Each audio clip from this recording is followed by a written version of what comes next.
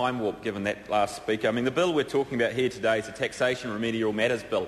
And what the bill is actually about is nothing about what that speaker was talking about, but exactly about tidying up and improving and save our environment in terms of bringing home hard-earned savings from those Kiwis who want to come back to New Zealand from Australia, and thousands have done since the election, Mr Speaker. Mr Speaker, this bill actually, I want to talk about a couple of things, in particular the two SOPs that have been put in place and the one crazy SOP put aside by the Speaker member over there, Mr Nash. But in particular, I'm talking a little about the SOP, which has not been discussed earlier, and it's got some nice tidy-ups around imputation credit accounts. Now, the SOP has not been discussed here. The SOP will allow the finance company restructuring that is occurring at the moment as we speak to occur in a better, more efficient way to allow those imputation credits that are retained in a finance company to go with that group as those finance company restructuring does occur. And Mr Speaker, there are good things that occur in terms of those little steps that help our economy move and grow a bit faster.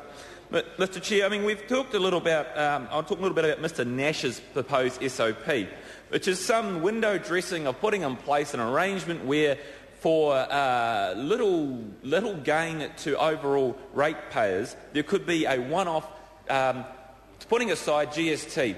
And I just take, for example, the average ratepayer in somewhere like Napier probably pays about $1,000 in rates. So he's talking about $25 one-off gain to a ratepayer. Our tax cuts and changes brings $25 per week to the average household, Mr Chair. $25 per week.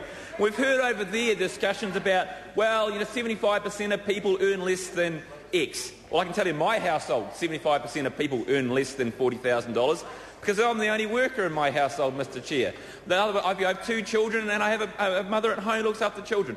Is that outrageous, Mr Chair? No, it's not. And they're the numbers they use selective numbers to tell a story which is absolute rubbish. They know it, Mr Chair. Because, Mr Chair, the real truth is, real wages, real after-tax wages, the wages that occur in people's back pockets have been going up under National. Under Labor, after 9 years, what did they do? They went up by 3%. 3% in 9 years. It's ridiculous, Mr Chair. And where was going on there? What were they saying at that stage, Mr Chair? Nothing.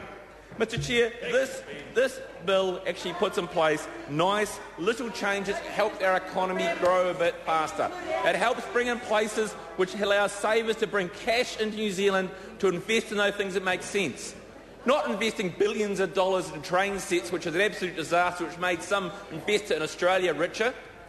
This bill allows Kiwis to bring their own money and invest it more wisely how they see fit. And that, Mr Chair, is a wonderful step in the right direction.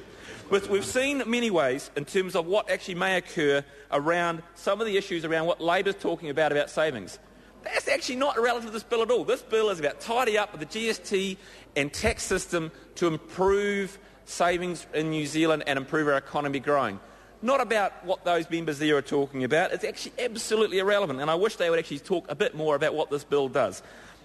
Peter Dunn, as Minister, has done a good job of bringing these SOPs forward and actually putting in place some changes to actually make the bill work more efficiently, and I think that's a good thing, and it's a wonderful work by the officials to listen to what people say and realise what's actually going on. They don't even want to argue because they don't have the answer to it, and I just find that outrageous, Mr Chair, because this bill allows great improvement in economic growth and changes and allow New Zealanders to save a little bit more of their money that they've earned overseas, so when they're coming home from their 747s and they come back to New Zealand, like the thousands of Kiwis that have done, like the many members of my family that have done, because they want to live in New Zealand under a John Key-led national government, this allows them to bring their superannuation savings home from Australia and invest them in New Zealand, and that's got to be a wonderful thing. Thank you very much.